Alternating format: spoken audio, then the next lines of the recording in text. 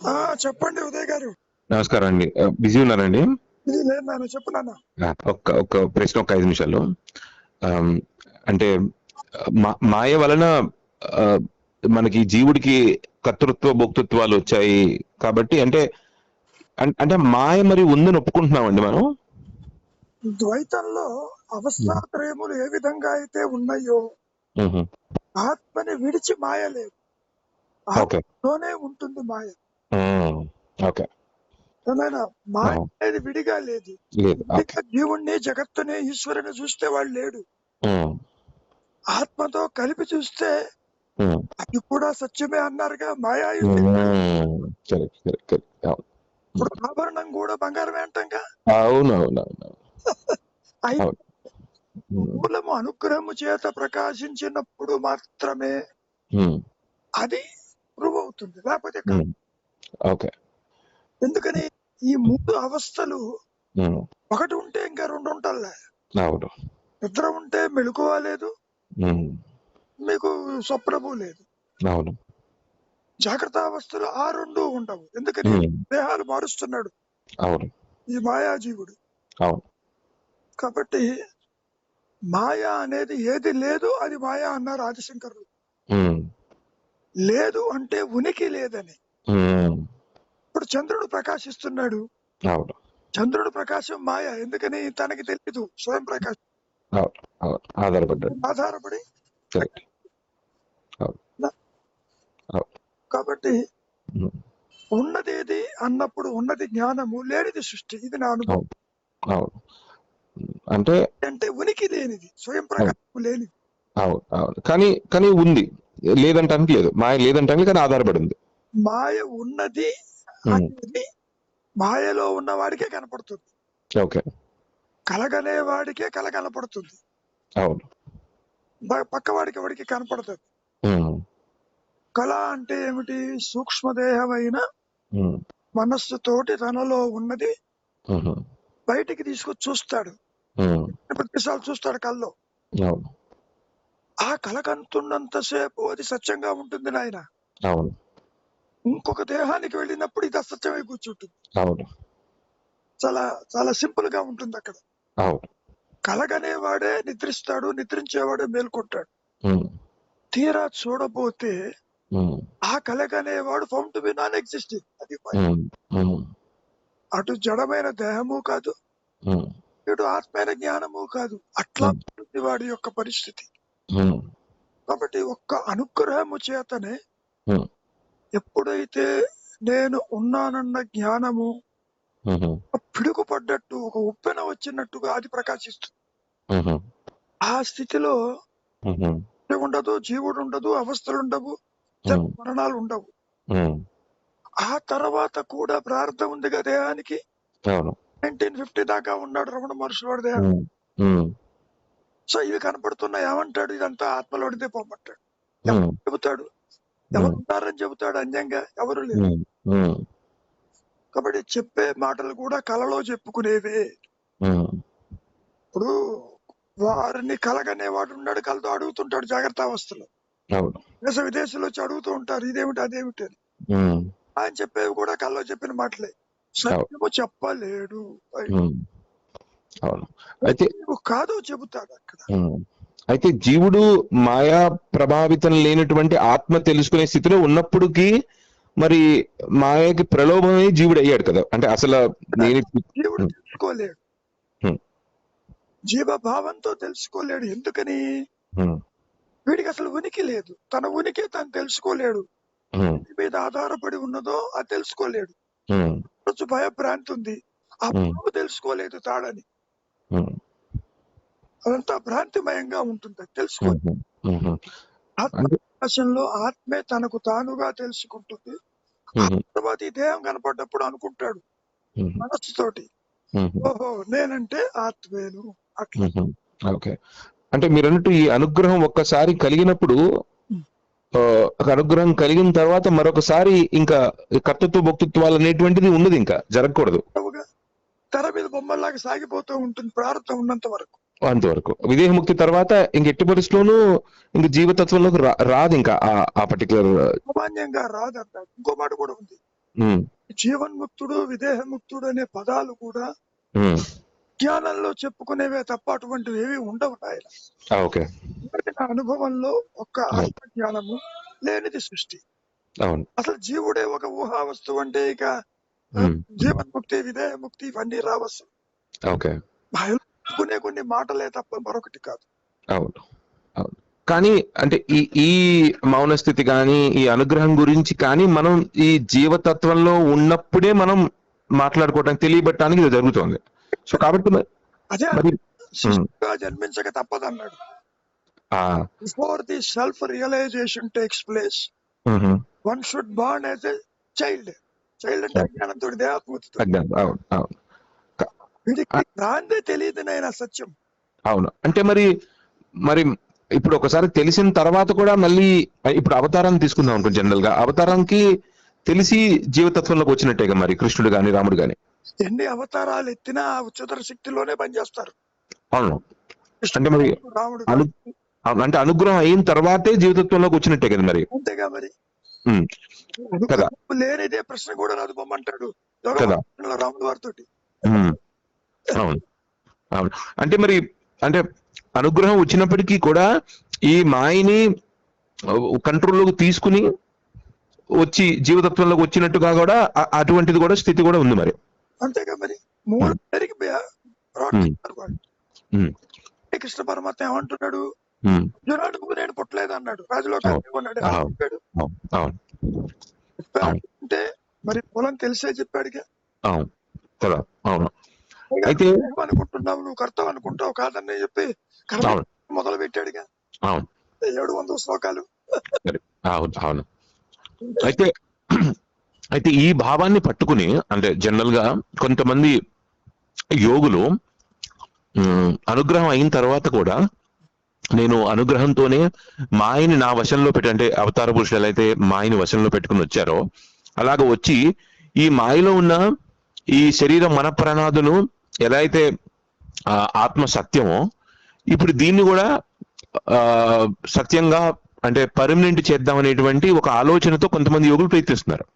అది కుదరదు నాయన. ఎందుకంటే ఆ ఉच्चतर శక్తి చేతిలోనే ఉంటుంది సృష్టి స్థితి లయ అంతా కూడా.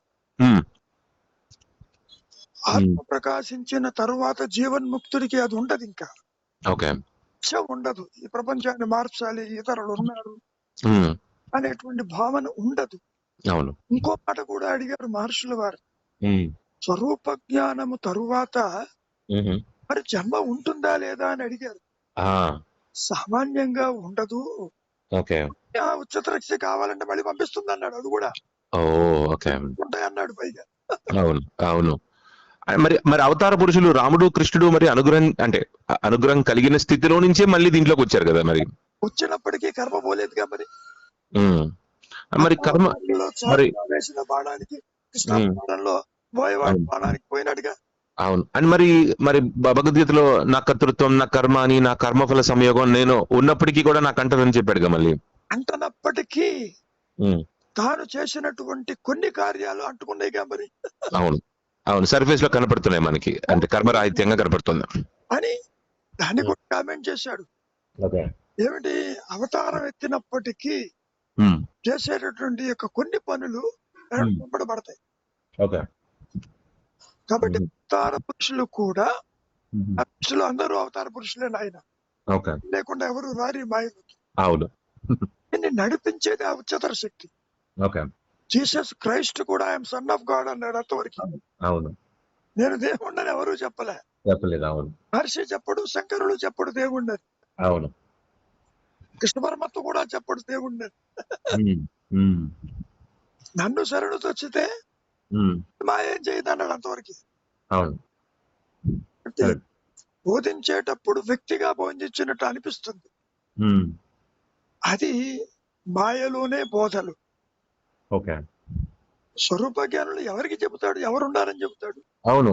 అంటే అక్కడ మరి స్వరూప జ్ఞానం వచ్చిన వ్యక్తికి జీవ జగదీశ్వరులు లేనప్పుడు మరి మళ్ళీ మాయ వల్ల మళ్ళీ దీంట్లోకి వచ్చి, అంటే స్వరూప జ్ఞానం తెలిసినటువంటి అవతార పురుషుడు మళ్ళీ స్వరూప జ్ఞానంలో జీవ జగదీశ్వరులు లేనప్పుడు మళ్ళీ దీంట్లోకి వచ్చి మళ్ళీ కర్మ అంటుకోవడం అంటే స్వరూప జ్ఞానం పూర్తిగా తెలిస్తే మాయ ఉండకూడదు కదా, మరి అలాంటప్పుడు రాకూడదు కదా. పరిమితమై కూర్చుందిగా జ్ఞానము.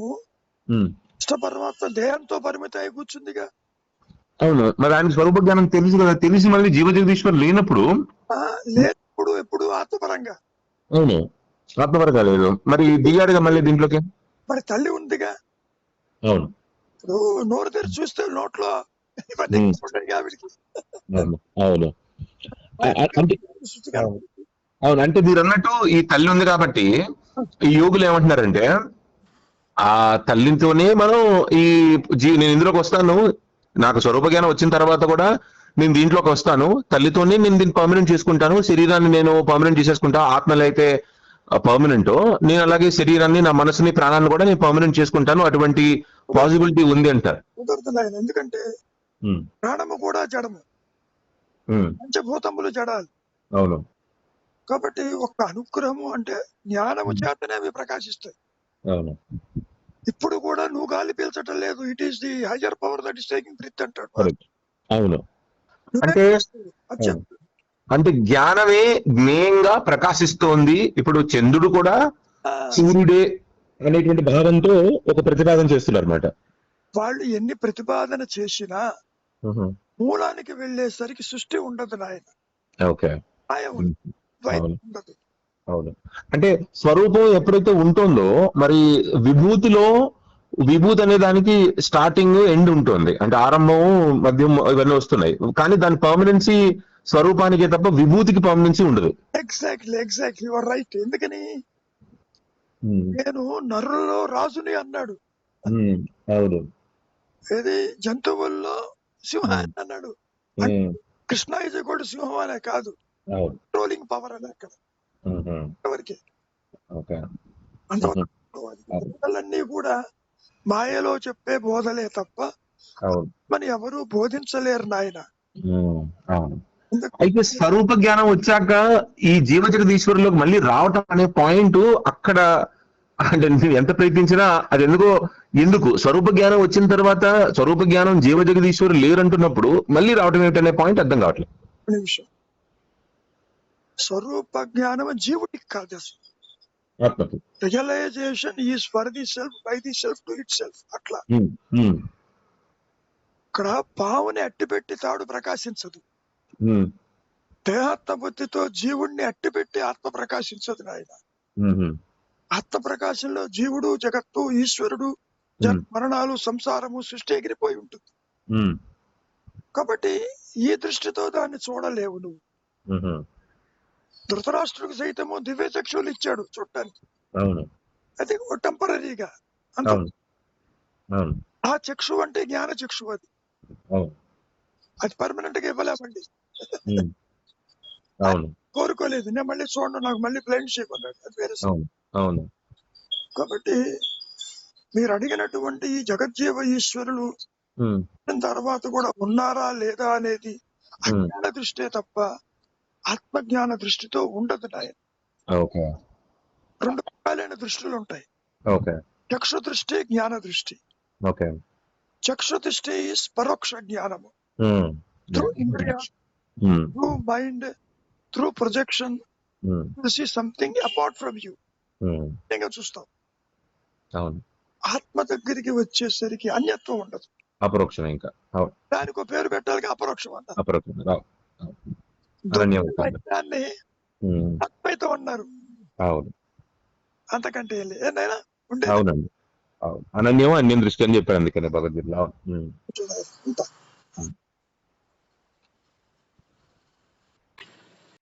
ఇప్పుడు అడగమ్మా, చెప్తాను. గురుగారు ఇప్పుడు ఎందుకు గురుగారు?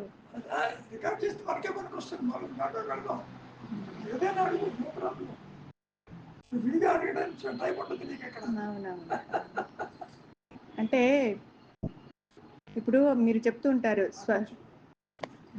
స్వరూప జ్ఞానము అఖండమైనది,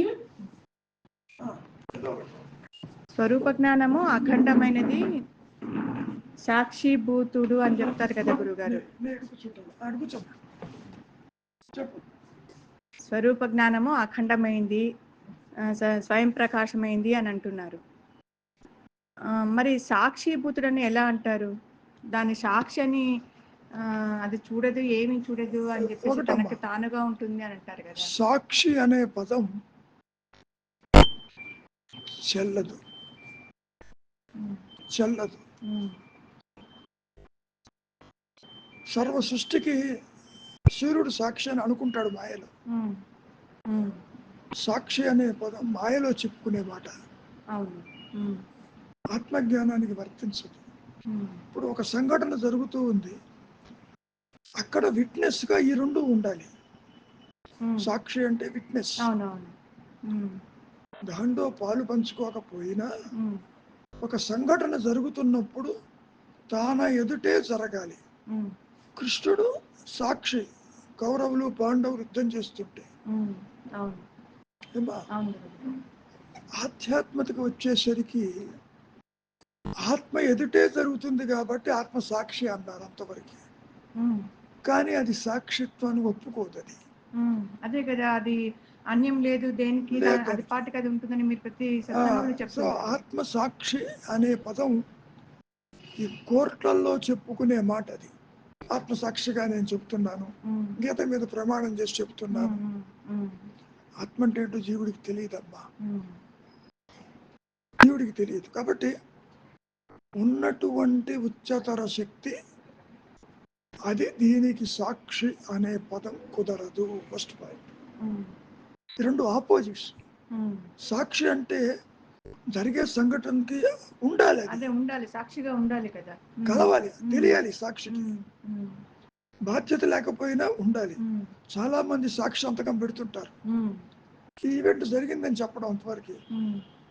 అంతేగాని వాళ్ళ లావాదేవీలతో సంబంధం లేదు సాక్షికి.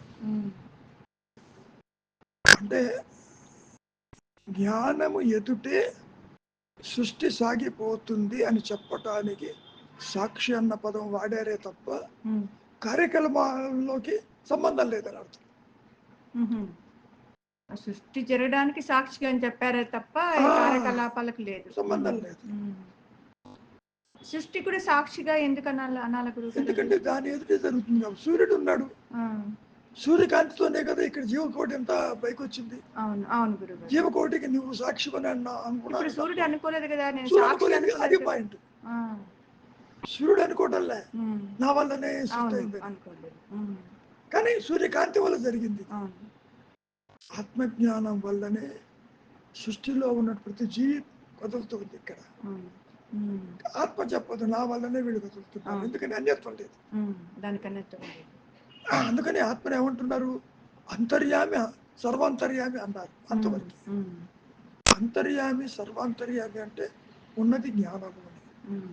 ఆ జ్ఞానం కర్మలు చెయ్యదు, సబ్జెక్ట్ ఆబ్జెక్ట్ ని కలుపుతుంది. అందుకని సాక్షి అన్నారు. సాక్షి అంటే దాని ఎదుటే జరుగుతుంది. ఎలా ఉంటుందంటే అమ్మా, ఓ చీకటి గది ఉంటుంది, వస్తువు ఉంటుంది, నువ్వు ఉంటావు. వెలుతురు పడ్డప్పుడే నువ్వు వస్తువుని చూస్తావు. సో వెలుతురు సాక్షి అంటే నీకు ఎలా ఉంటుంది? ఇది అంతే. సాక్షి అనే పదంలో ఆ ట్రాన్సాక్షన్ జరుగుతున్నప్పుడు నీవు అక్కడ ఉండాలి. అట్లా ఉండదు ఆత్మ దగ్గర. ఆత్మ అనేది అసలు సాక్షిత్వం ఒప్పుకోదు. ఎందుకని? దానికి అన్యంగా ఏది లేదు తల్లి, ఏది ఉండదు, సృష్టి ఉండదు, సాక్షిత్వం ఉంటుంది. అదే కదా. వీళ్ళు ఎందుకు చెబుతారు భగవంతుడి సాక్షి అని, ఉच्चతర సాక్షి అని, లేదా గురు ఇంకేదైనా పేరు పెట్టడానికి? అది నడిపించేది భూతుడుగా సాక్షిగా ఉన్నాడు అని చెప్తుంటారు. సాక్షి అనే పదం తాను అయి ఉన్నాడు కానీ దీంతో సంబంధం లేదు. తాను అయి ఉన్నాడు. ఇప్పుడు జీవుడు ఆత్మై ఉన్నాడు. వీడు జీవుడి కర్మకి ఆత్మకి సాక్షి పట్టదు. తెర మీద బొమ్మలు పడుతున్నాయి, నీ బొమ్మలకి కథకి తెర సాక్షి అంటే సంబంధం లేదు. సంబంధం లేదు. నువ్వు ఏ బొమ్మ వేసుకున్నా వేసుకో, అంతే కదా, దాని సంబంధమే లేదు. అది అట్లా సాక్షి అంటే తెర ఎదుటే బొమ్మలు పడతాయి అన్నప్పుడు ఈ సృష్టికి తెర సాక్షి అన్నాడు. ఈ బొమ్మలు తెరపైన పడుతున్నాయి అంతవరకు. అది దీంట్లో పాల్గొదు, అంటే ఇంటర్ఫియర్ కాదు. ఎందుకు దీని మీద అగ్ని వేస్తావు, ఎందుకు సునామీ తెస్తావు అని అడగదు. ఏ తెచ్చినా ఒకటే దానికి. అట్లా ఉంటుంది. సాక్షి అనే పదంలో ఇన్వాల్వ్మెంట్ ప్రజెన్స్ ఉంటుంది, ఇక్కడ ఉండదు ఇన్వాల్వ్మెంట్. ఎందరో కొట్టి వస్తూ ఉంటారు ప్రపంచం. అది కారణం కాదు దానికి, వాళ్ళ యొక్క మానసిక స్థితిని బట్టి పుడుతుంటారు. అంటే అది నడిపించడానికి కావాలి కదా, శక్తి కావాలి కదా. కాదు, అది నడిపించే శక్తి కాదు విశేషం. ఆ వెలుతురులోనే నువ్వు అన్ని చేస్తావు. అంతవరకు వెలుతురు జ్ఞాన జ్యోతి అన్నాక శక్తి. జ్యోతి అంటే మామూలు కాంతి కాదు, అది చైతన్యవంతమైనప్పుడు ఇవి కర్మలు చేయటం మొదలు పెడుతుంది. చూడటము, వినటము, తినటము, ప్రయాణం చేయటం. ఎవరు చేశారు ప్రయాణం? దేహము మనస్సే చేసింది, జడమైంది. ఎలా చేసింది? కాన్షియస్ ఎదుటే చేసింది. నువ్వు కాన్షియస్ని అడిగావనుకో, నువ్వు మరి చెన్నై నుంచి హైదరాబాద్ వచ్చావంటే నాకేం సంబంధం లేదంటుంది. నేనే ఒకలాగానే ఉన్నాను, ఐ డోంట్ ట్రావెల్. ఇంకోటి, నేను తక్కువ కాలేదు, ఎక్కువ కాలేదు. No contraction, no expansion.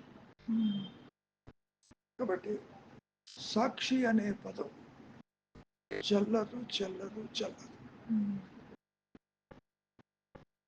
సాక్షాత్కారం అనేది కూడా చెల్లదు. ఎందుకని? జీవుడు ఉంటూ ఆత్మను చూడలేడు. అందుకే కదా భగవద్గీతలో ఇప్పుడు అర్జునుడు చూసింది దివ్య దృష్టిని చూశాడే కానీ నిజమైన సాక్షాత్కారం చూడలేదు. జ్ఞాన దృష్టి ఇవ్వలేదు అర్జున్. చూస్తేనే భయపడి సుందరమైన రూపంగా అనిపిస్తున్నాయని నాకు అనవసరం. ఆ కూరలేంటి, అదేమిటి, అగ్నేమిటి అంటే తన మనసులో ఉండే ఆకారాలను చూశాడు, భయానకంగా చూశాడు. సో నువ్వు సుందరమైన రూపం చూపించావు, అలాగే చూడు.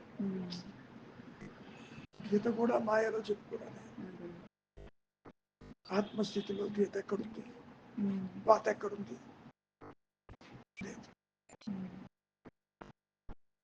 కాబట్టి ఇందాక ఆ పిల్లవాడు కూడా వసయి అనే అర్థం. చాలా మంది యోగులు జీవుణ్ణి, జగత్తుని, ఈశ్వరుణ్ణి పర్మనెంట్ చేయాలనుకుంటున్నారు అన్నాడు. విధానంగా వినది కుదరదు. మాయ అంటేనే లేనిది పర్మనెంట్ అంటే చేస్తాం. అదే కదా, మాయ అంటే లేనిది, లేని పర్మనెంట్ వాళ్ళు ప్రయత్నం చేస్తున్నారు అంట. అంటే సైన్స్ పరంగా ప్రయత్నం గురుగారు. ఎలా అంటే వాళ్ళ యొక్క యోగ శక్తితో దీన్ని సృష్టించి అట్టి పెట్టాలని. కుదరదు పొమ్మన్న. అది ఎప్పటికీ ఎన్నటికీ కుదరదు.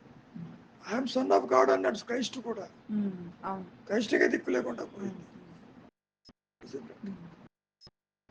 నేను సృష్టిస్తాను, ఇది కంటిన్యూ చేస్తాను అనలేదు. కాబట్టి సాక్షి అనే పదం కుదరదు, కుదరదు, కుదరదు. ఇక్కడ అద్దం ముందు ఎన్నో ప్రతిబింబాలు కనపడతాయి. అద్దం కూడా జడమేమండి. అవును, అంతే కదా, అద్దం కూడా జడమే. దాని ముందు ఎన్నో ప్రతిబింబాలు కనపడుతుంది. ఆత్మ దగ్గరికి వచ్చేసరికి ఈ మాయ అనేది, ద్వైతం అనేది, అవస్థలు అనేది అది కాకనే చెయ్యదమ్మా. సృష్టి ఎటుపోయిందో కూడా ఎవరికి తెలియదు, ఎగిరిపోతుంది. నువ్వు మెళుకుతో ఉంటావు, నీ దేహం కనపడదు. మెళుకు అంటే ఎరుక, అదే ఎరుక. ఎటు చూసినా ఎరుకే ఉంటుంది. పరిమితమైన దేహము, సృష్టి, సంసారము, జననం, మరణాలు ఏ ఉండవు. అసలు ప్రస్తాపనే తల ఎత్తద్దండి, పూర్తిగా కట్ ఆఫ్ అయిపోతుంది. అంటే ఆ డౌట్ అడగాలనుకున్నాను. ఇప్పుడు మీరు మెలకువతో ఉన్నప్పుడు, ఇప్పుడు స్వప్నావస్థలో నుంచి బయటకొచ్చినప్పుడు, నిద్రావస్థ నుంచి బయటకొచ్చినప్పుడు, ఒక చిన్న మెలకువతోనే, ఆ ద్వైతం ఉండే మెలకువతోనే ఇది స్వప్న అని చెప్పేసి కొట్టి పడేస్తాము. అలాంటిది ఈ జీవన్ముక్తులు మీలాంటి వాళ్ళు ఈ యొక్క జాగ్రత్తావస్థను ఏ రోజుకి ఆ రోజు అది అనుకుంటారు మొత్తం పూర్తిగా అమ్మా ఇది కనపడుతుందా లేనట్టే లేనట్టే ఉంటుంది. ఎంత హాయిగా ఉంటుంది. హాయ్ అనే పదం ఉన్నది నీ స్వరూపం అది. హాయిని అనుభవించేవాడు ఉంటాడు. ఇప్పుడు తేనె నాలుగు మీద వేసుకుంటే తీగా ఉంటుంది, తేనె అనుభవిస్తున్నావు. నువ్వే తేనె పోయినప్పుడు అనుభవించేది ఎవరు? కాబట్టి తేనె తీయగా ఉంటుందని నీకు తెలుసు కానీ తేనెకి తెలియదు. తెలియదు కాబట్టి వీళ్ళు ఏమంటారు? ఆత్మానందం అన్నారు, బ్రహ్మానందం, పరమానందం అని పేర్లు పెట్టారు. సచ్చిత్ ఆనందం మీద మనం కూడా చెప్పే కదా కొత్త. సో ఇవన్నీ కూడా దేహాత్మ బుద్ధితో చెప్పుకునే కొన్ని మాయ మాటలు. చాలా స్వల్పమైన మాట అది నా దృష్టిలో. సచ్చిత్ ఆనందం. అసలు ఆత్మ ఎప్పుడు నేను ఇది అని అది ఏమందు. అసలు ఘనాతి ఘనంగా ఉంటుందన్నమాట. ఎవడు వర్ణించగలరు దా యొక్క స్థితిని? అంటే వర్ణించలేని దానిని చిన్న మాటలతో చెప్పుకుంటారు. అది బయటకు వచ్చి చూచాయగా, అదేమిటి ఆకుల మధ్యలో ఉన్న వెలుతురును చెప్పినట్టుగా ట్రై చేస్తుంది, కానీ చేయలేదు. నిద్రలో జరిగింది ఒకసారి చెప్పగలరు. ఇది అంతే. హాయిగా ఉంది, హాయిగా ఉంది అంటే హాయ్ అంటే చెప్పలేదు. ఏం చెబుతావు హాయ్ అంటే? సో వీళ్ళు బయటకు వచ్చి చెప్పేవి ఒక రకంగా తీసుకుంటే ఊహాజనితం, ఇమాజినరీ. ఆత్మని అట్టి పెట్టేది ప్రకాశించదమ్మా. ఇదిగో నువ్వు దేహం కాదు, నువ్వంటే ఇది అని అట్లా ఉండదు. తాడు నీ భావం చూసినట్టుగా కుదరదు. నువ్వు తాడు భావం చూస్తావు, భావన ఎప్పుడో చూస్తుంటావు, చూసి భయపడతావు. తాడు తెలిసాక భయం ఎగిరిపోతుంది. అట్లా ఉండదు. ఒకసారి చెప్పుంటాను లేదు, స్వరూప జ్ఞానం ముందు పరిమితత్వము, వ్యక్తిత్వము, కోరికలు, బంధాలు, తల్లిదండ్రులు, కర్మలు ఇవి కనపడతాయి. స్వరూప జ్ఞానం తరువాత ఇది అదృశ్యం కాదు. జ్ఞానం ముందు ఉంటుంది, మనస్సు కర్మలు వెనకుంటాయి, టైలెంట్ లో ఉంటాయి. టైలెంట్ అంటే కర్మ ప్రకారం దేహం పోతూ ఉంటుంది, చూస్తున్నప్పుడు వింటున్నప్పుడు జ్ఞానమే ఉంటుంది. అంటే ఇవి బొమ్మల్లాగా కనపడతా ఉంటాయి కదా. ఇది ఉన్నా లేనట్టే. దృష్టి అంటే జ్ఞానం. జ్ఞానం ఉంటుంది ముందుతనం అనంతంగా. అప్పుడు జ్ఞానం ముందు తోచినప్పుడు ఇదంతా మనకి ఇది అనిపించదు. అందుకనే దేహానికి ఏమన్నా వచ్చిందంటే చెప్పేవాళ్ళు లేడన్నాడు మహర్షి. మాట్లాడతాడు కానీ కనెక్టివిటీ విత్ ది బాడీ ఉండదు. సంసారం ఉంటుంది, నాదనేవాడు ఉంటాడు, ఆస్తిపాస్తులు ఉంటాయి, ఎవరు తిన్నా ఒకటే అంట నేను. అయ్యో మనవాడు తినలేదని తన భేదం ఉండదు. అది మాయలో అర్థం అవటం చాలా కష్టం.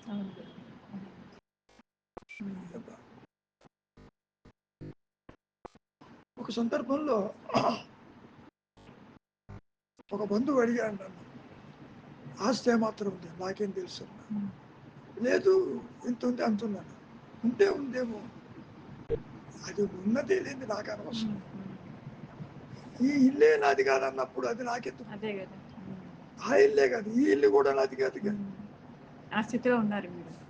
స్థితి అంటే జ్ఞానం ప్రకాశించిన తర్వాత బంధం ఉండదమ్మా, అన్నీ ఉంటాయి.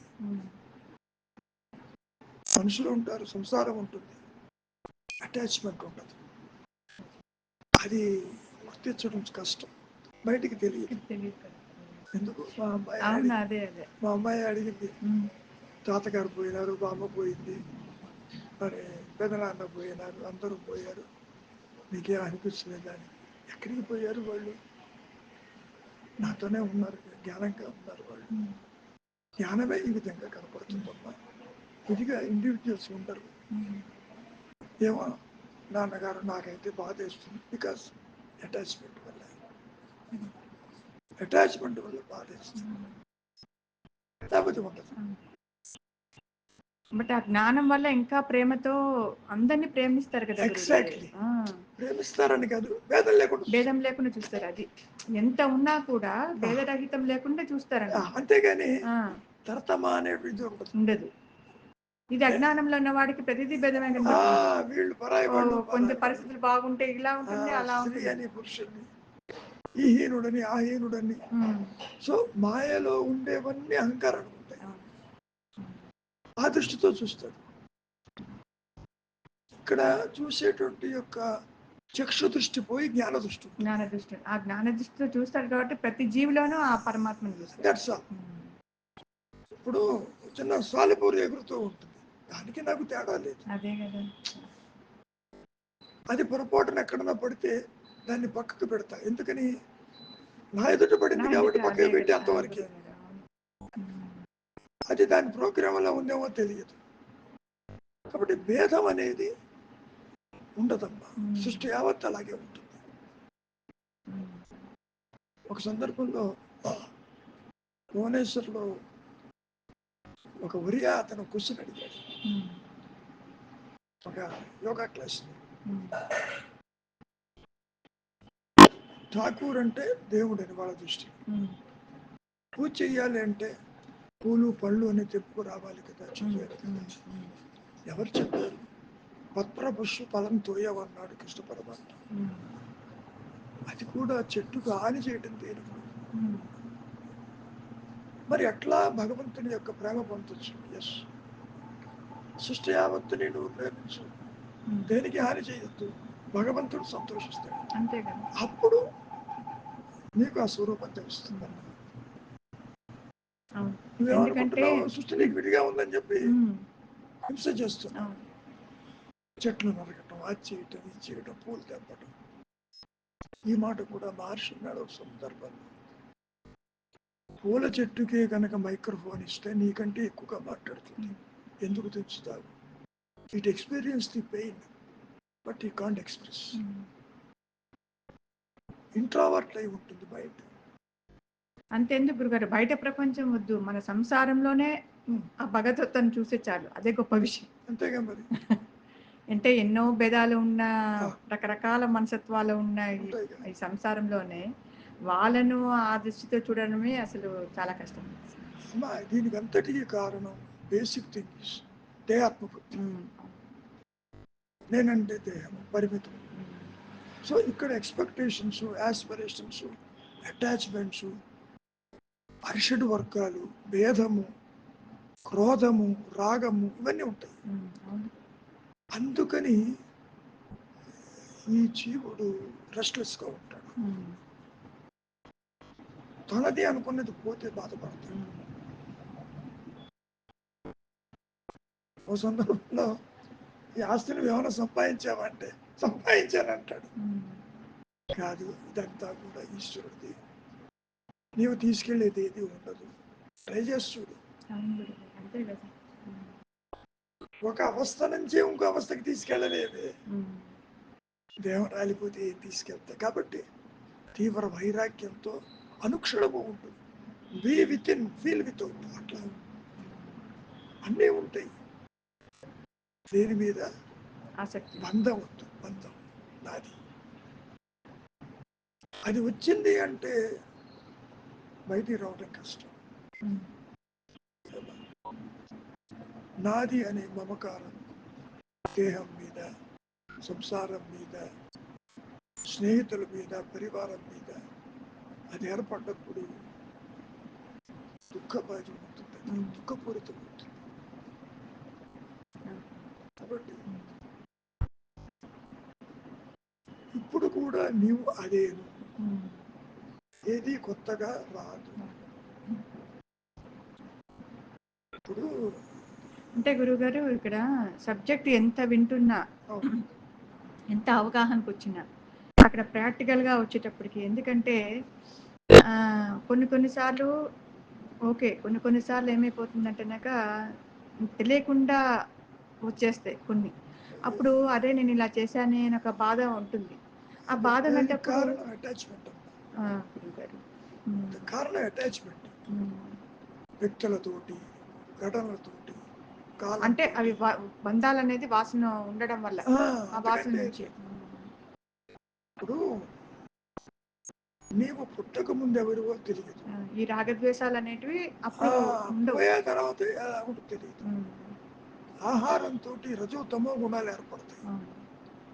దానివల్ల నీకు బంధాలు అనిపిస్తుంది. నాది నాది నాది అని ఒక పొసెసివ్నెస్ ఏర్పడుతుంది. అంతకంటే ఏం లేదు. బట్ కానీ ప్రతిరోజు వినే సబ్జెక్ట్ వల్ల చాలా వరకు అంటే ఎంత చాలా 80% తోడ్పడతాం, 50% కాకపోయినా తోడ్పడుతుంది. కాన్స్టెంట్ అసోసియేషన్ వల్ల నిజంగా గురుగారు, ఎందుకంటే రోజు మనం తీసుకునే ఫుడ్ ఎలాగ కడుపుకి ఆహారమో ఈ సత్సంగం వల్ల ఈ మెదడుకి చాలా పని చేస్తాం. అందుకనే కాన్స్టెంట్ అసోసియేషన్ అన్నాడు. ఒక ఇనం ముక్క మ్యాగ్నెట్ తో కలిసినప్పుడు కాన్స్టెంట్ గా అది మ్యాగ్నెట్ అయి కూర్చుంటుంది. భ్రమర కీటక న్యాయాల్లో కూడా అది కీటకం భ్రమరమై కూర్చుంటుంది. కాబట్టి ఇక్కడ ఏంటంటే అసోసియేషన్ విత్ ది సత్, సత్గ్రంథము, సద్విచారము, సత్సంగము. విడిగా నువ్వు కలవక్కర్లే. ఈ చింతన లేకపోతే అక్కడే ఉంటావు. వేరే చింతన ఉండదు కాబట్టి దీనిపైన ఉంటుంది. అంటే అక్కడ ఒక్కోసారి అనిపిస్తుంది చింతన వేరే లేదు కాబట్టి ఆ సత్తు పైన మన దృష్టి ఉంది కాబట్టి. సో అన్య చింతన లేకపోతే ఏకచింతన ఆటోమేటిక్ గా ఉంటుంది అక్కడ. ఆ ఏకచింతనే ఆత్మచింతన. నువ్వు ఎలా చూస్తున్నావు? ఇంద్రియాల ద్వారా వస్తు విషయాలని మనస్సులో చింతిస్తున్నావు కదా, ఆ విధంగా ఆత్మ చింతించాలనుకుంటావు. అది కుదరదు. చింతా విహీనం అది మనస్సుకు సంబంధించి. వృత్తి చింతయావి అనేది అనుగ్రహానికి సంబంధించి. అంతేగాని అహంకారంతో ఆత్మచింతన కుదరదు. ఈ రెండు ఆపోజిట్స్. ఇది అసత్యం అయితే ఇది సత్యం. అసత్యంతో సత్యం కలవదు, చీకటితో వెలుగు కలవదు, మాయతో సత్యం కలవదు. తెర మీద బొమ్మలు తెరనెప్పుడు కలవు ఉంటాయి. కాబట్టి కలవటము అనేది ఇంపాసిబుల్. అందుకనే ఆత్మజ్ఞానం చాలా తేలికైంది. ఆత్మజ్ఞానమే కనుక మాయతో, సృష్టితో, జనన మరణాలతో కలిసింది అంటే ఇంకా ఎంతో గందరగోళం అయ్యేది. కలవాలి కాబట్టి కంఫర్ట్ కలిస్తే ఇంకా ఎంత గందరగోళం కలవాలి.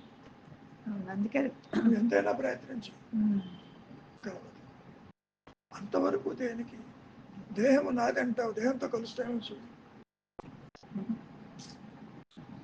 ఇది ఎప్పటికీ నేను నాది అని సపరేట్ చేస్తున్నాం కదా అక్కడ అన్నిటికీ. అంతేగా మరి. నేను ఆ పని చేస్తున్నాను, నా వస్తువు నా కలవదు. నువ్వు ఆ కర్తృత్వం వల్ల బాధపడతావు. నేను చేశాను, ఫలితం రాలేదు, నేను ఒకటి అనుకుంటే ఒకటైంది, ఇట్లా. అంతేగాని దేహంతో కూడా కలవు. కాసేపు ఆలోచన లేకపోతే దేహం ఎటుపోయిందో తెలియదు, కానీ నీవుగా ఉంటావు. అందుకే అదే మీరు అప్పుడు ఆలోచన లేకోకుండా అక్కడ ఉండేది నాకు తెలియకపోయినా కూడా అక్కడ ఉండేది ఆత్మస్థితి అంటారా? అంతేగా, ఆల్టర్నేట్ మధ్యలో ఇంకేముండదు. ఉండదు. మెడ్రాస్ వదిలిపెడితే వచ్చేది హైదరాబాద్. ఇక్కడికి అక్కడికి రాకపోతే ఎక్కడ ఉంటావు? ట్రాన్స్షిప్మెంట్ లో ఉంటావు. ట్రాన్స్షిప్మెంట్ ఇస్ నథింగ్ బట్ ఆత్మస్థితి. దాన్ని సామాన్య చైతన్యం అన్నాడు. అంటే మీరు మౌనం గురించి ఎరుకతో కూడిన ఆలోచన లేని స్థితి అన్నారు. ఇప్పుడు మనం పనుల్లో ఉన్నప్పుడు కానీ ఆలోచన లేకోకుండా లేకపోతే ప్రశాంతంగా ఇలా కూర్చునేటప్పుడు అక్కడ ఎటువంటి ఆలోచన లేదు, నాకు తెలియదు ఆత్మస్థితి. కానీ లేకపోయినా ఏమున్నా ఎరుకుందిగా, అదే దాన్ని ఆత్మ ఆత్మస్థితి అని అంటారు. నాకు అది ఆ డౌట్ గా ఉంది, మీకు లేదు. ఆత్మ. నేను ఉన్నానంటే ఎరుక ఏదైతే ఉంటుందో, ఆలోచన లేకపోతే ఆ ఎరుకే నీ స్వరూపం. అది ఎక్స్క్లూజివ్ గా ప్రకాశించినప్పుడు తిరిగి ఆలోచన రాదు ఇంకా. అది అవును. ఇప్పుడు ఆలోచన నుంచి రహిత స్థితికి ప్రయత్నంతో వెళుతున్నావు. ప్రయత్నం చేస్తున్నాను, వైరాగ్యంతో, విచారంతో, దీని మీద ఆసక్తి లేకుండా అనాసక్తి నిశ్చలంగా ఉన్నాం. ఉన్న స్థితిలో ఎప్పుడైతే ఈ మాయా నేనికి ఆలోచన రహితమైందో ఆటోమేటిక్ గా అది మూలంలోనే ఉంటుంది. పక్షి ఎగరకపోతే గూట్లోనే ఉన్నట్టు. అప్పుడు ఉన్నానన్నది మాత్రమే ఉంటుంది అక్కడ. దేహంతో ఉన్నానని అంత, సమస్యతో ఉన్నానని అంత. ఎందుకని దేహస్మరణ కోల్పోతుంది అక్కడ. నిశ్చలంగా ఉన్నప్పుడు ఈ జాగ్రత్త అవస్థలో దేహం ఒకటి ఉన్నది, మనస్సు ఒకటి ఉన్నది అన్న భావన ఉండదు. అవును, అప్పుడు ఉండదు. ఆ నిశ్చలతే ఆత్మస్థితి. గురుగారు అంటే అక్కడ 2 క్షణాలు ఉన్నా కూడా అది అది ఎప్పుడు నీకు బాగా నీ స్వరూపం తెలుస్తుందంటే అది ఎక్స్క్లూజివ్ గా నిన్ను ఎక్స్పాండ్ చేసి పారేస్తుంది. అంటే అన్యత్వం లేకుండా తనకు తానుగా దిక్కులన్నీ అదే ఉన్నట్టుగా ఉంటుంది. అంటే ఎక్కడన్నా నేనే అని అటువంటి స్వరూపం చూపిస్తుంది, ఎరుకుంటుంది. అదే అనుగ్రహం. ఇప్పుడు నేను చెప్పేది థిరిటికల్ గా మౌనమే శరణ్యం అన్నప్పుడు మౌనంతో శరణాగతిని, మౌనంతో ఆత్మేనని ఆలోచన లేకపోతే ఉన్నది ఆత్మే ఉంటుంది, ఇంకోటి ఉంటుంది. ఇంకా బయటికి వెళ్ళకపోతే ఇంట్లోనే ఉంటావు. ఇంట్లో ఉండడం నాకు అట్లా తెలుస్తుందంటే బయట విషయాలు తెలియదు. అంతే అంతే. నిద్రపోతున్నప్పుడు దేహము సంసారం తెలియదు కాబట్టి నిద్రలో ఉండే ఆత్మస్థితి అన్నాడు. అంటే అక్కడ వృత్తిరాహితమైనా కూడా అక్కడ ఏమి తెలియదు కాబట్టి అదే ఆత్మస్థితి వచ్చాడు. అన్యత్వం తెలియకపోతే ఇది బాగా గుర్తుపెట్టుకోమ్మా. నువ్వు ఏ స్థితిలో ఉన్నా ఉండు, when you identify anything apart from you is Maya. You don't identify, it is your nature. ఆత్మ నీకు సపోర్టివ్ గా ఉంటుంది ఐడెంటిఫై చేయడానికి. ఏ విధంగా అయితే ఈ వెలుతురు వస్తువుని చూడటానికి పరోక్ష జ్ఞానానికి తోడ్పడిందో అట్లా ఉంటుంది. నీ రియలైజేషన్ జాగ్రత్త అవస్థలో రావాలి. నిద్ర బయటికి దూకాలి. చూచే నేను యాక్టివ్గా ఉంటుంది. దేనిని చూడద్దు, నీ ఆత్మనే నువ్వు చూస్తావు. చూస్తావంటే జ్ఞాన వృత్తి బట్టి. మళ్ళీ ఇప్పుడు అఖండాకార వృత్తి అని అంటున్నారు. అంటే అఖండాకార వృత్తికి అఖండాకార వృత్తి అంటే అర్థం ఏంటి? అన్లిమిటెడ్ అవేర్నెస్, పరిధులు లేకుండా. అలా కాదు గురుగారు, ఇప్పుడు అఖండాకార వృత్తి అయినా జ్ఞాన వృత్తి అయినా రెండు ఒకటే కదా. మళ్ళీ ఇప్పుడు నది ఒక జీవుడు, ఖండము అంటే చిన్నది, అవును, అఖండం అంటే ఎక్స్పాండెడ్, అంత విస్తరించింది, ఎక్స్పెరిమెంట్. బట్ నేనేమంటున్నానంటే ఎప్పుడైతే వీడు దాంట్లో కలిసిపోయినాడో మళ్ళీ అక్కడ కలిసే క్వశ్చన్ లేదు. ఇప్పుడు నా అవగాహన ఏమంటే ఇప్పుడు నది వచ్చి సముద్రంలో కలిసింది, అది మనం చెప్పుకోవడానికి కనపడుతుంది. నదిని చూస్తున్నావు, సముద్రాన్ని చూస్తున్నావు. సముద్రంలో కలిసాక నీళ్లు తీసి గోదావరి నీళ్ళ, కృష్ణ నీళ్ళు అని చెప్పలేవుగా. నేను అదే అంటున్నాను. ఇప్పుడు సముద్ర నది, నంది సముద్రము నేను అనలే కదా. ఇప్పుడు మరి దీన్ని ఎందుకు ఇలాగా మరి అఖండాకార వృత్తి? అఖండాకార వృత్తి అంటే పరిధులు లేక తనకు తానుగా ఉన్నదని చెప్పటం. ఖండము కాదు, అఖండమని. ఖండం అంటే నేను అఖండానికి మళ్ళా వృత్తి ఎందుకు యాడ్ చేశారు అని. వృత్తి అంటే తనకు దాని జ్ఞాన వృత్తి ఉందిగా. వృత్తి అంటే జ్ఞాన వృత్తి. తన ఉనికిని తాను తెలుసుకునే సామర్థ్యము కలిగింది ఒక ఆత్మకి. ఇక్కడ చిత్తవృత్తులు, ఇక్కడ అక్కడ జ్ఞాన వృత్తి.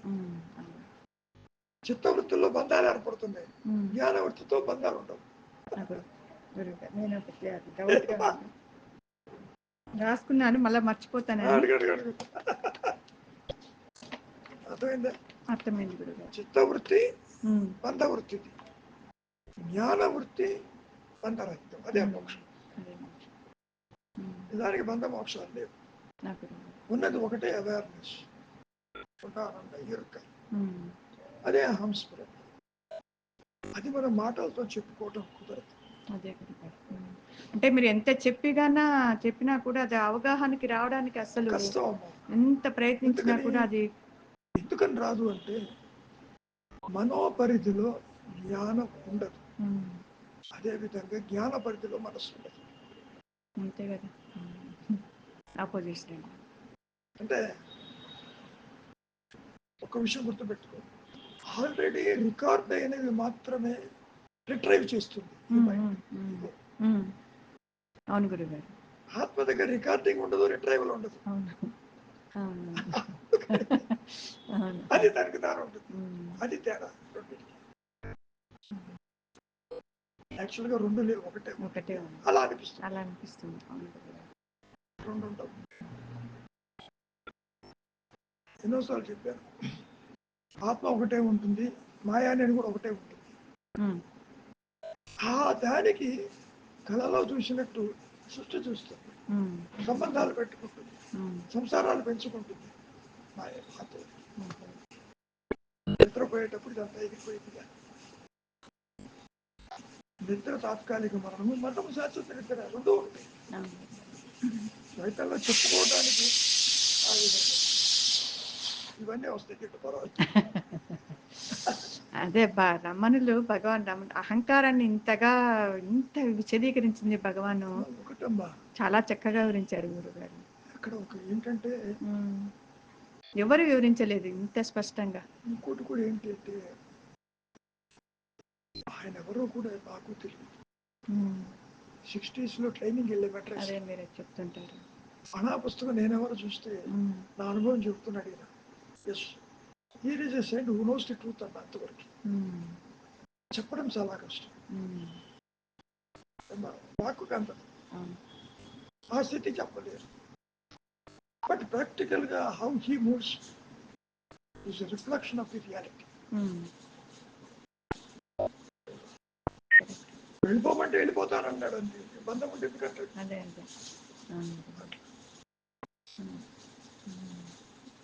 ఆశ్రమాల్లో దొంగలు పడ్డప్పుడు కూడా వాళ్ళు ఏం కొట్టద్దన్నారు, ఇదే కొట్టిపోయినారు. అది వేరే దేహశుద్ధి చేశారు అన్నాడు పైకి. చూడు,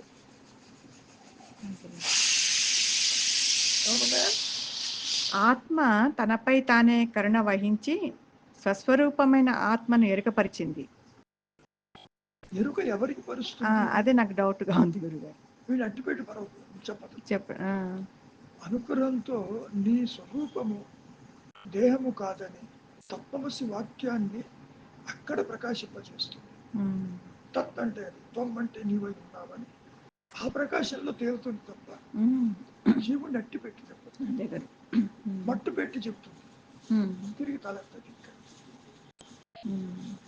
కాబట్టి స్వరూప జ్ఞానం అనేది జీవుడికి కాదు. First realisation is for the self, by the self to itself. అదే మీరు చాలాసార్లు చెప్పారు కదా, జీవుడికి కాదు స్వరూప జ్ఞానం. జీవుడు లేడు అసలు, వాడు ఉన్నట్లుగా భ్రమ అంతే. అందుకని జ్ఞానులు అజ్ఞానులు లేరు. అందుకని జీవన్ముక్తులు విధేయముక్తులు కూడా లేరు. ఇవన్నీ అజ్ఞాన జనిత మాటలు చెప్పుకుంటారు. ఇదే క్రమముక్తులు అనుకుంటా. అంటే స్వరూప జ్ఞానము ఒకసారి ఎస్టాబ్లిష్ అయిన తర్వాత గురుగారు, అది అంటే అది ఒకసారి అంటే ఒక క్షణాలు లేకపోతే ఒక గంట ఉండిపోయిన తర్వాత మళ్ళీ దేహ వాసన వస్తుంది. అది నిలిచిపోతుందా లేకపోతే? దేహ వాసన అనే పదం కూడా అడిగారు, మహర్షిని అడిగారు. అది కూడా వాసనలు ఉన్నంత వరకు ఇది సెటిల్ కాదని, ఒక రకంగా ఇది సరైన మాట కాదు. ఒకసారి ఇది తాడు పాము కాదని తెలిసాక తిరిగి మళ్ళీ పాము భయం కలుగుతుందా? కలగదు కదా. కలగదు. అది ద్వైతంలో అర్థమవుతుంది. కూడా రైతులు అడుగుతున్నావుగా, రైతుల్లోనే అడుగుతున్నావు. ఆత్మప్రకాశం అయ్యాక ఈ వాసనలు బంధాలు ఉంటాయి అని అడుగుతున్నావుగా. ఎలా ఉంటాయి? బంధంలో ఉన్నట్టు అనిపిస్తాడు కదా, బంధం అంటే నేను అడిగేది ఇప్పుడు మీరు జీవన్ముక్తులకి ఇదంతా మీరు ఒక కళగా చూస్తున్నారు. కానీ ఒక వాసన అంటే ఆ రుచి ఏదైతే జ్ఞానం స్వరూప జ్ఞానం ఉందో దాని రుచి చూసిన తర్వాత స్వరూప జ్ఞానం చూసాడు ఎవడ ఉంటాడు. ఆత్మజ్ఞానం ఆత్మకే ఉంటుంది, అంటే జీవుడికి ఉండదు. జీవుడికి ఉండదు. ఓకే, నేను కానీ జీవుడి యొక్క కర్మ ప్రారంభము స్వరూప జ్ఞానం తర్వాత కూడా కంటిన్యూ అవుతాయి వాసన. బట్ ఆ వాసనల్ని వీళ్ళు దాన్ని తట్టుకోవడానికి అవ్వదు కదా గురుగారు. ఎందుకని అక్కడ దాని గురించి పట్టించుకోడు ఇంకా. లేకపోతే అన్నాన్ని మొత్తం కలిపి ఒకే ముద్ద ఎందుకు తింటాడు, అన్ని కూరలు కలిపి? అంటే శారీరక బాధలు కానీ మానసిక బాధలను కానీ అక్కడ పట్టించుకున్నాడు అనుకోండి, అప్పుడు దాని అర్థం ఏంటి? పట్టించుకునేవాడు ఉంటాడు ఇంకా. అప్పుడు ఉన్నాడు, పట్టించుకునేవాడు ఉన్నాడు అంటే అక్కడ అది పట్టించుకున్నా అంటే ఆత్మజ్ఞానం లేదనమాట. ఇప్పుడు ఈ ఆస్తి ఎక్కడి నుంచి వచ్చింది అడిగారు. అంటే కొంతమంది ద్వారా వినడం, నాకు ఒక రుచి టేస్ట్ చూశాను, అది ఎలా ఉంటుంది అనే ఒక ఉండిపోయింది అని అంటారు. అది ఎంతవరకు భావనతో ఆత్మజ్ఞానం తెలియదమ్మ, రెండు కలిసి అంటే అది నిలబడడానికి వీళ్ళు కాదమ్మా. మహర్షి కూడా అదే మాట అన్నాడు. ఆత్మజ్ఞానం వచ్చిన తర్వాత కూడా వాసనలు ఉంటాయి, ఈ ప్రభావం తగ్గడానికి నీవు వాటి జోలికి పోకుండా ఇది స్థిరం కావాలని. అట్లా ఉండదు. వాసనలు ఇద్దరికీ ఉంటాయి. వాసన అంటే ఏంటి? కర్మలు. కానీ దాని దీనికి సంబంధం ఉండదు. తెచ్చుకున్న ప్రారంభంతో వచ్చిన ఈ వాసన ఆత్మప్రకాశంతో దేహం రాలిపోతుంది. ఫ్యాన్ తిరుగుతుంటే ఆప్తి వెంటనే ఆగదు. అట్లా ఉంటుంది. పవర్ లేని ఫ్యాన్ తిరిగితే ఎలా ఉంటుంది? అహంకారం లేని దేహాలుగా తిరుగుతూ ఉంటుంది. అంటే నేను అనేది ఏదైతే ఒక లభించిన జ్ఞానము దాన్ని పూర్తిగా అంటే కంటిన్యూగా అవడానికి అది డిస్కంటిన్యూ క్వశ్చన్ లేదంటారు. ఇప్పుడు స్విచ్ ఆఫ్ వేసాము. ఇప్పుడు ఎంతసేపు తిరుగుతుంది? కరెంట్ లేదుగా. కరెంట్ లేదు. ఆ ప్రార్థనలో తిరుగుతున్నంత వరకు అట్లా ఉంటుంది. కరెంటు తో ఉంటూ ఫ్యాన్ ఆగిపోతుందిగా. కరెంటుతో ఉంటూ ఫ్యాన్ ఆగుతుందా?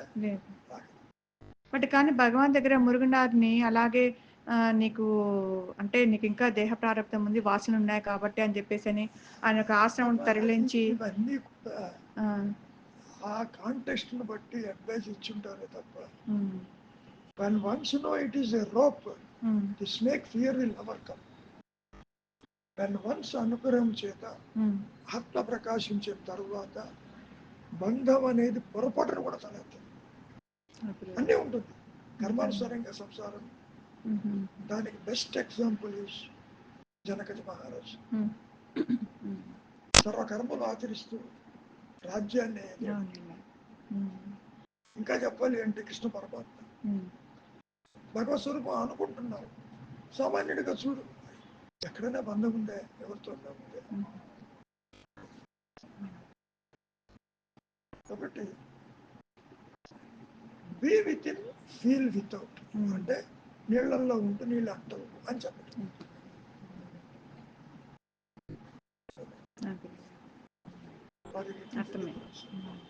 ఇక్కడ మెయిన్ గా identity crisis is the main thing. whether you identify with the perishable body and samsara and jagat, or identify yourself as awareness. అట్లా నేను అంటే జ్ఞానంగా చూస్తున్నావా, నేనంటే నశించిపోయే దేహంగా చూస్తున్నావా? నాది అని దేహంగా చూసావు అనుకో, అన్ని దుఃఖాలే అక్కడ. మా అమ్మాయి అడిగిన ప్రశ్న అటువంటిది.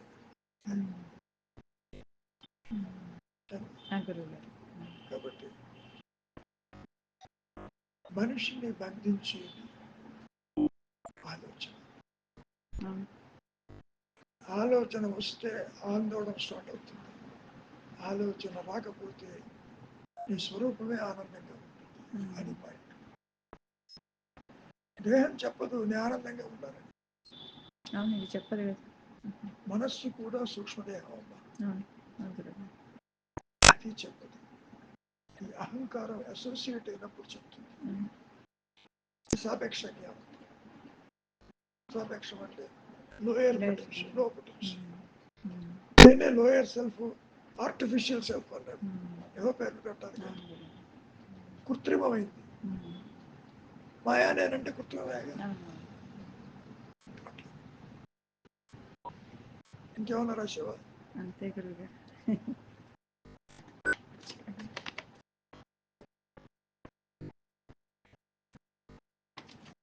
నేను అడిగేశాను గురువుగారు. నీవు కూడా చాలా చక్కగా నిదానంగా చెప్తున్నావు. I'm very happy. లేదు గురుగారు, నాకు అంటే ఒక బాధ ఉంది. ఎందుకంటే కొంచెం కూడా అనుభవం లేకుండా నేను పుస్తకాలు వెతికి నేను చెప్తున్నాను కదా, అనుభవం ఎవరికి ఆ పుస్తకాల సేకరణ తప్ప ఇంకేం లేదు కదా అని చెప్పేసి. అదొకటి వాక్ ఈ విధంగా ఉంది. చెప్పగా చెప్పగా నీకు సత్యం అనుభవానికి వస్తుంది.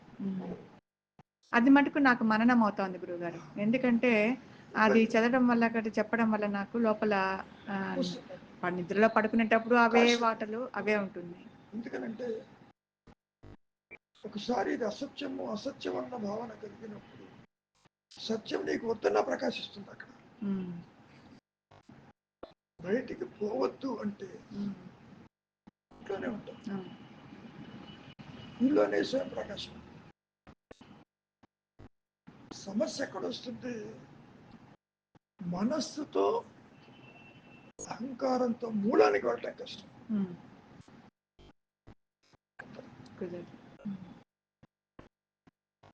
ఒకటే నేను ఇందాక చెప్పా కదా, అన్య చింతన వచ్చినప్పుడు మాయ ఆవరిస్తుంది. చింత విహీనమైనప్పుడు ఏక చింతన అంటే ఆత్మచింతన ఉంటుంది. అట్లా ఏకచింతన అంటే రామ రామకృష్ణ అంటే కాదు, జ్ఞాన వృత్తితో అది ప్రకాశిస్తుంది. అదిగా రివీల్ చేసుకుంటుంది. జ్ఞాన వృత్తి లేకుండా చిత్తవృత్తి ఉండదు.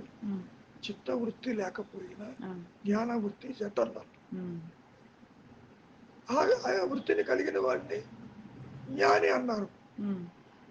సో కలిగిన వాడిని అజ్ఞాని అన్నారు. అదే భయం. నిజానికి జ్ఞాని అజ్ఞాని ఎవరు లేరన్నా. ఉన్నది జ్ఞానం, లేనిది సృష్టి.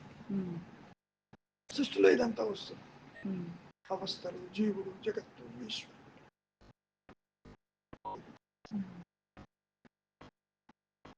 ఇంకేమైనా ఉందా? ఇంకేం లేదు. రోజు మీరు చెప్తున్నారు, రోజు వింటున్నాం కాబట్టి. వినటము చెప్పటము ఆత్మానుభవం ఎవరు చెప్పలేరు. ఫస్ట్ పాయింట్ అంటే ఉన్న అజ్ఞానం తొలగిపోతా ఉంది కదా. ఏమైతే ఉన్నాయో అజ్ఞానంలో అనుకుంటున్నామో, నీవు ఎప్పుడైతే అడ్డంకు అనేటువంటి అడ్డంకులు తొలుగుతున్నాయి. బియ్యంలో రాళ్ళు ఏరతావు, బియ్యం ఏరవు. అదే గురుగారు. కానీ చెప్పుకోవడానికి మాత్రం బియ్యం రాళ్ళు ఏరుతున్నానని చెప్తాను అందరికి. బియ్యం ఏరవు నువ్వు. బియ్యానికి అడ్డుగా ఉన్న రాయి ఏరతావు. నీ తలపులని వేరు పారేస్తావు. అప్పుడు తలపులు లేని జ్ఞానం అక్కడ ఉంటుంది. Very simple. అది నీ ఎఫర్ట్ వల్ల, అనుగ్రహం వల్ల అని చెప్పడం చాలా కష్టం. నీలో ఎఫర్ట్ తీసుకొచ్చేది ఆ జ్ఞానమే. ప్రకాశం చేసినప్పుడు ఇది ఉండదు. అందుకని అది అయత్ర సిద్ధమై కూర్చుంది. ఇప్పుడు కూడా అది అంతే. చాలా తీసేది ఇది తీసేయండి. ప్రార్థిస్తాను. అమ్మా రామలక్ష్మి, నీవు డెత్తుని గురించి అడుగుతున్నావు. దేని డెత్తు? దేహం ఎన్నడైనా అది పుట్టినట్టు చెప్పిందా నీకు? అది పోయేటప్పుడు నీకు చెప్పటానికి? అది పుట్టినట్టు నీకు తెలియదు, అది పోతున్నప్పుడు కూడా నీకు తెలియదు. ఇంతకీ దేహం పుట్టుక నీ పుట్టుక అనుకుంటున్నావు. అనుకునేవాడు అసలు ఉన్నాడేమో చూడు అనేది దీనికి పరిష్కారం. దేహం నాదంటున్నావుగా, దేహం పుట్టుక నీ పుట్టుక అనుకుంటున్నావుగా, దేహం పోతేనే పోతానంటున్నావుగా. నీలాగే ఇతరులను కూడా చూచి వారు దేహం లేకపోతే వారు చనిపోయారను, వారు పరలోకానికి వెళ్ళారను అనుకుంటున్నావుగా. నిజానికి ఆదిశంకరుడు ఈ విషయమే చెబుతూ పుట్టుక ఆలోచన, మరణం ఆలోచన, మోక్షము కూడా ఒక ఆలోచనే, బంధము ఆలోచనే. ఈ ఆలోచనలు ఎవరికో చూడబోతే అట్టివాడెవడూ లేడు. అహంకారమే జనించలేదు, అసలు వ్యక్తిత్వము లేదు. అయినా వ్యక్తిత్వం ఉన్నట్టుగా కనపడుతుంది. వాసనల వల్ల, కోరిక వల్ల, బంధం వల్ల ఒకటి కాదు. ఇది ఈ దేహం అనేది ఒక ఉపాధి. అహంకారానికి దేహం గనక లేకపోతే అది కర్మలు ఆచరించలేదు, సుఖ దుఃఖాలు అనుభవించలేదు. కర్మ సిద్ధాంతం ప్రకారం అది ఊహాజనితమే సుమ. ప్రతి ఒక్కడు పిడికడు ప్రారంభంతో ఈ మాయలోకి వస్తూ ఉంటారు. అందులో పుట్టుక మరణం ఆల్రెడీ ఫిక్స్ అయి ఉంది. ఏ క్షణాన ఎప్పుడు ఏది జరగవలసి ఉందో, ఏ సుఖ దుఃఖాలు అనుభవించి ఉందో, ఏ బంధం ఉండాలో, ఏ బంధం పోవాలో, ఇవన్నీ మెటిక్యులస్గా అవి అందులో జరిగిపోతూ ఉంటాయమ్మా. దాన్ని ఎవరు ఆపలేరు. ఈ ద్వైత జ్ఞానం అంతా అజ్ఞానమేగా, అసలు లేదుగా. సరే, కృష్ణ పరమాత్మ గీతలో కూడా ఏమన్నాడో తెలుసా? పుట్టిన దానికి మరణము తప్పదు, మరణించింది పుట్టక తప్పదు. పుట్టింది ఏది అది నీకు చెప్పిందా? దేహం కావచ్చు, జగత్తు కావచ్చు, దైవం కావచ్చు. నీవంటున్నావు ఇదిగో ఈ దేహం పుట్టుక నా పుట్టుక అని. దేహ ధర్మాలు నీ ధర్మాలు అనుకుంటున్నావు. నాది నాది అనేవాడు ఉన్నాడేమో చూడు, అది విచారం చెయ్యి. అట్టివాడెవడు లేడని తేలిపోతుందమ్మా. తర్వాత ఇంకోటి ఏమడుగుతున్నావు? What will happen after death? ఎవరికి? దేహానికి ఏం జరుగుతుందనే? దేహం నాదనేవాడు ఏమవుతాడనే? డెత్ అంటే ఎవరికి? దేహం పుడుతుంది, దేహం పోతున్నది కదా. దేహము జడమైనది, దానికి పుట్టుక తెలియదు, మరణము తెలియదు. నీకు తెలియకుండానే దేహం అదృశ్యమైపోతుంది అన్నారుగా మహర్షుల వారు కూడా. తర్వాత రీబర్త్ అంటున్నావు. నశించిన దేహం మళ్ళీ పుట్టదమ్మా. ఒకసారి తీసుకెళ్ళి తగలేసావు లేదా పూడ్చిపెట్టావు, అది మళ్ళీ రాదు. అంటే దేహం రాలిపోతే తిరిగి మళ్ళీ ఆ దేహాన్ని నీకు రాదు. ఒక 24 గంటల్లోనే 3 దేహాలు మార్చుకుంటూ పోతున్నావుగా, స్థూల సూక్ష్మ కారణ దేహాలు, అవే జాగ్రత్త స్వప్న సుషుప్తులు. Is it not? నీ ప్రశ్నలో మరణించాక ఏమవుతుందని అంటున్నావు అంటే జీవాత్మ భావనతో అడుగుతున్నావు. నాది దేహం అన్నవాడు ఏమవుతాడు అంటున్నావు. వాడు ఏమీ కాడమ్మా, వాడికి మరణము లేదు. గీతలో అదే విషయం చెప్పారుగా. వస్త్రాలు మార్చినట్టు మార్చుకుంటూ పోతాడే తప్ప వాడు మరణించడు. కాకపోతే ఏ దేహం ఎప్పుడు వచ్చున్నాడు, ఏ దేహం రాలిపోయింది అనే లెక్క ఉండదు. గత జన్మ స్మృతులు తీసి పారేస్తాడు, ఉండదు. దేహం పుట్టుగా నీ పుట్టుగా అనుకుంటున్నావు కాబట్టి దేహం రాలిపోయిన తర్వాత కూడా ఈ మాయాజీవుడు ఎక్కడికి పోడమ్మా, ఆత్మతోనే ఉంటాడు, ఈ ప్రకృతిలోనే ఉంటాడు. వర్ష రూపేణ, వాయు రూపేణ, వృక్ష రూపేణ, ఫల రూపేణ, పంచభూతముల రూపేణ ఇక్కడే ఉంటాడు. తిరిగి మళ్ళీ స్త్రీ పురుషులు కలిసినప్పుడు ఆ దేహము ఆవహిస్తుంది ఈ జీవుణ్ణి. ఆ విధంగా ఇంకో శరీరం, ఇంకో వస్త్రం తీసుకుంటాడు. వాసనలో ఉన్నంత కాలము ఈ ప్రక్రియ సాగిపోతూనే ఉంటుంది. కోరిక ఉండాలే కానీ ఈ సృష్టిలో ఏ దేహమైనా రావచ్చు. చెట్టుగా రావచ్చు, పుట్టగా రావచ్చు, పక్షిగా రావచ్చు, ఏ జంతువు అయినా రావచ్చు. కాబట్టి పోయిన తర్వాత ఏమవుతుంది అనేది ఎవరికి? నాటి దేహం అన్నవాడే కదా. వాడు ఇప్పుడు లేడు, అప్పుడు లేడు అంటే విచారిస్తే ఉన్నది ఆత్మేను, ఉన్నది ఎరుకేను అని నీకు తెలుస్తుంది, ఆత్మగా తెలుస్తుంది. అసలు జనన మరణాలంటూ లేవు తల్లి. ఓకే, ఇక్కడ రీబర్త్ అనేది ఉన్నదా అంటున్నావు. ఎస్, మాయలో పుడతాడు, మాయలో పోతూ ఉంటాడు. కొందరికి పూర్వస్మృతులు ఉంటాయి, కొందరికి ఉండవు. వీటికి కారణం వాసనలు, బంధాలు, రాగద్వేషాలని మనం మాయలో చెప్పుకోవచ్చు. ఓకే, సమాధి అంటే ఏమిటని అడుగుతున్నావు.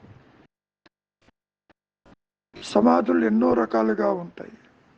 వాసనలతో కూడుకున్న సమాధి, జడ సమాధి, సంప్రజ్ఞాత సమాధి, అసంప్రజ్ఞాత సమాధి. ఇట్లా సమాధి అనేది మనస్సుకి సంబంధించింది. అది నష్టము కాకుండా తనకు తానుగా నిలిచి ఉంటే దాన్ని సమాధి అంటున్నారు. వాసనలతో ఉంటే ఒక రకము, వాసన లేకపోతే ఇంకో రకం. ఎందుకని? ఒకటే నేను ఉంటుంది కాబట్టి, 2 నేను లేవు. చెప్పడం ఆ విధంగా మాయలో సూచిస్తూ ఉంటారు. నిద్రపోతున్నావు, నిద్రలో జడ సమాధి. అహంకారం ఉంటుంది, వాసనలు ఉంటాయి, మూలం తెలియదు. కానీ ఆత్మస్థితిని మహర్షులు వారు సహజ నిర్వికల్ప సమాధి అంటూ వర్ణించారు. ఒక రకంగా అది వారి దృష్టిలో సరైందే అయినప్పటికీ నా అనుభవంలో ఆత్మస్థితిని సమాధి అంటాం కుదరదమ్మా. కారణం అది ఎరుకతో కూడుకుని ఉంటుంది. సచ్చిత్ ఆనందమే ఆత్మస్వరూపము. సమాధులన్నీ కూడా అహంకారానికి సంబంధించినవి, వ్యక్తిత్వానికి సంబంధించినవి, అవస్థలకి సంబంధించింది. కనుక సమాధి అంటే మనస్సు తన మూలంలో మూలము తెలియకుండా ఉన్న స్థితిని సమాధి అని మనం ఈ జాగ్రత్త అవస్థలో చెప్పుకుంటాం. అదే మహర్షి కూడా చెప్పింది. సహజ అంటే ఆత్మగా, నిర్వికల్ప ఏ వికల్పాలు లేకుండా ఉన్నదే సహజ స్థితి అంటూ వర్ణించారు. మంచిది. ఆ స్థితిలో ఏం జరుగుతుందంట? జరగటానికి సృష్టి ఉండదమ్మా. ఆత్మస్థితిలో, సహజ స్థితిలో, తురీయ స్థితిలో సృష్టి ఉండదు, అవస్థలు ఉండవు, జనన మరణాలు ఉండవు, మోక్షాలు ఉండవు. కారణం ఈ అహంకారము అదృశ్యమై ఉంటుంది. ఒకసారి తాడు అని తెలిసాక పాము ఏమైంది, ఏమవుతుందని అడిగినట్లుగా ఉంటుంది నీ ప్రశ్న. నీవే అంటావు అసలు పామే లేదు, ఉన్నదే తాడని. అదే మహర్షి శంకరులు కూడా చెబుతున్నారు. ఉన్నదే ఆత్మ, ఉన్నదే ఎరుక, లేనిది సృష్టి. నా అనుభవం కూడా అదే తల్లి.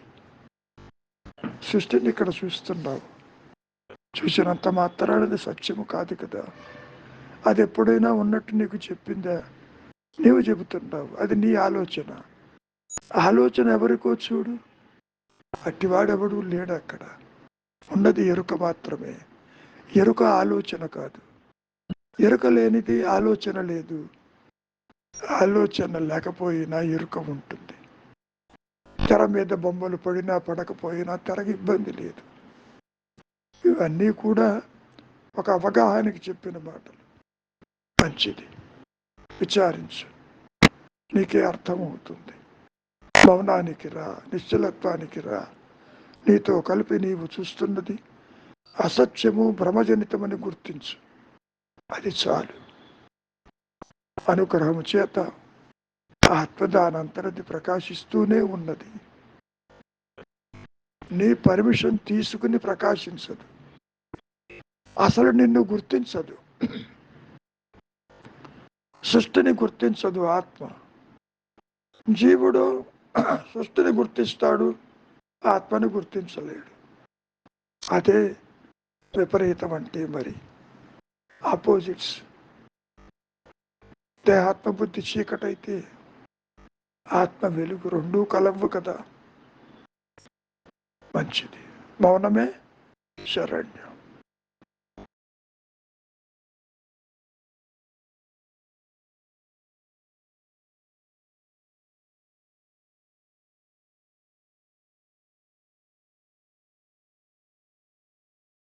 నమస్కారం గురుగారు.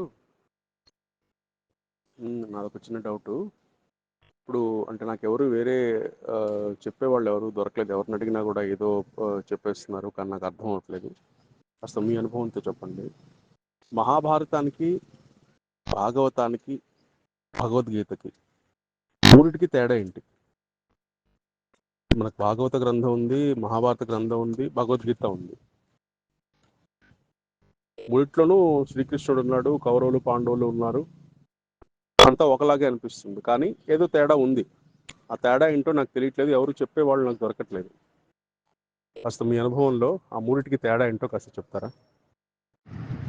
నాయన పవన్, ఒక విషయం నువ్వు బాగా గుర్తుపెట్టుకో.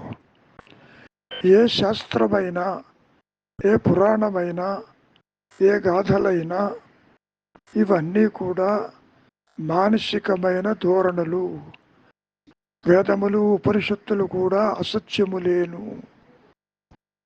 సాక్షాత్తు భగవంతుడే చెప్పాడని అనుకున్నప్పటికీ మాయలోకి వచ్చి వ్యక్తిత్వంతో చెప్పినవే తప్ప మరొకటి కాదు. సత్యము బోధయుక్తము కాదు.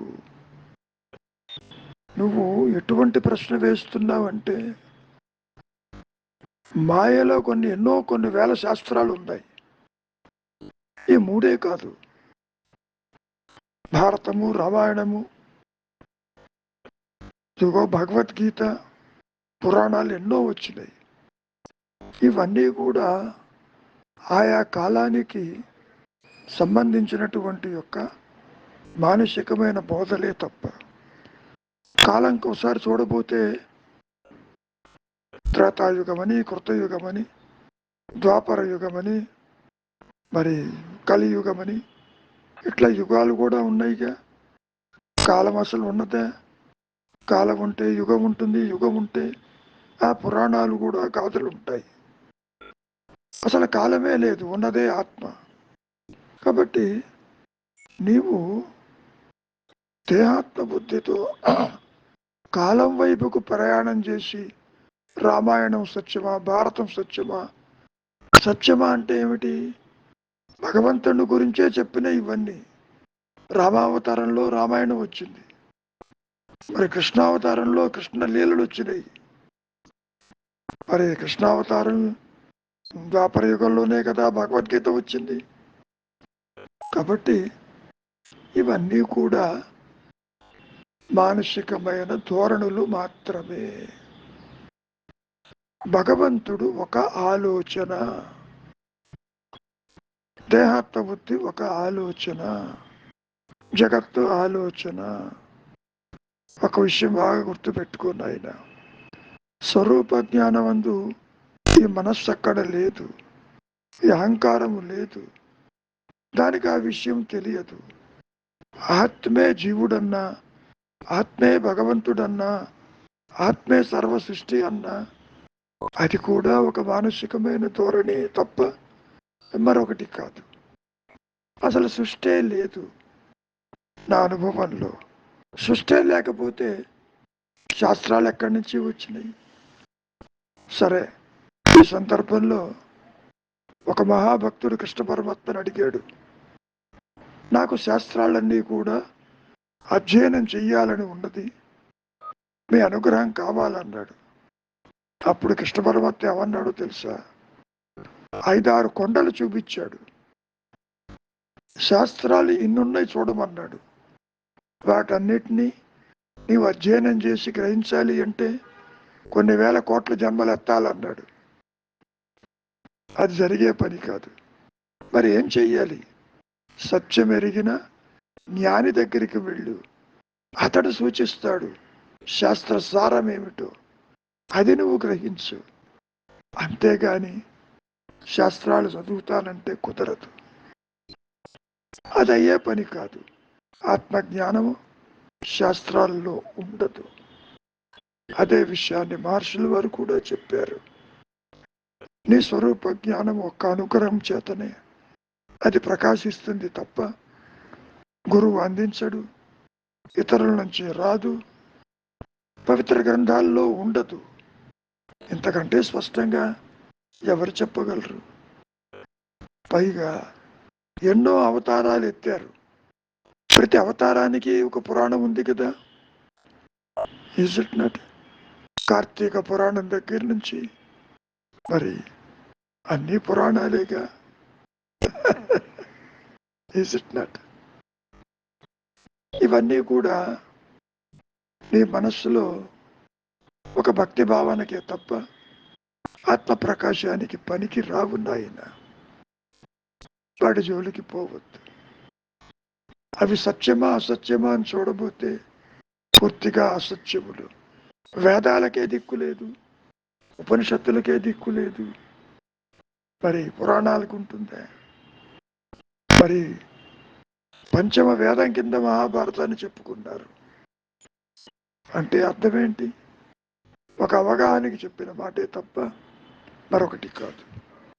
వాటి జోలికి పోవద్దు. అసలు జీవుడు, జగత్తు, ఈశ్వర భావనలు పూర్తిగా మానసికాలు, అవి అసత్యములు. మనోమూలం చూడబోతే అది అదృశ్యమైపోయింది. మనస్సే లేదు, విచారిస్తే మనస్సే లేదు, అహంకారం లేదు, వ్యక్తిత్వం లేదు. మరి ఇది లేకపోతే శాస్త్రాలు ఎవరి కోసం? ఆలోచించు. శాస్త్రాల అవసరం ఇద్దరికి ఉండదు నాయన. ఒకటి, గమ్యం చేరిన వారికి, చేరకూడదు అనుకున్న వారికి శాస్త్రాలతో పని లేదు. అది ఒక బోట్ లాంటిది. నది దాటక్కర్లేదు అనుకున్న వాడికి బోటుతో ఏం పని? దాటి అవతలకి వెళ్ళిన వాడికి బోటుతో పని లేదు. శాస్త్రాలు సూచనలు మాత్రమే. గురువాక్యములు కూడా సూచనలు, ఇండికేటర్స్. ఆ ఇండికేటర్స్ పట్టుకుని నేను ఇదే నిజం ఇక్కడే ఉంటానంటే గమ్యం చేరవు కదా. గతంలో కూడా మీకు చెప్పి ఉంటాను, ఫలాని ప్రదేశం 4 కిలోమీటర్ల దూరంలో ఉందని ఓ బోర్డు పెట్టారు. అక్కడ ఆ బోర్డు పట్టుకుని అదే వల్లించడం మొదలు పెట్టావు. అవే శాస్త్రాలు, మంత్రాలు, తంత్రాలు, యంత్రాలు ఆ విధంగా వచ్చినాయి. నువ్వు అక్కడే ఉండిపోతున్నావు, గమ్యం చేరటం లేదు. కాబట్టి శాస్త్రములు గమ్యాన్ని చేర్చవు, ఆత్మ ప్రకాశం ఇవ్వవు, ఒక అవగాహనకి పనికొస్తాయి అంతవరకు. ఏమిటా అవగాహన? నీవేది కాదో చెబుతాయి. దేహం కాదు, మనస్సు కాదు, బుద్ధి కాదు, ఏది కాదు. తత్వవశ వాక్యం ఏం చెబుతుంది? నీవు అదై ఉన్నావని చెబుతుంది అంతవరకు. ఓకే, మౌనమే శరణ్యం.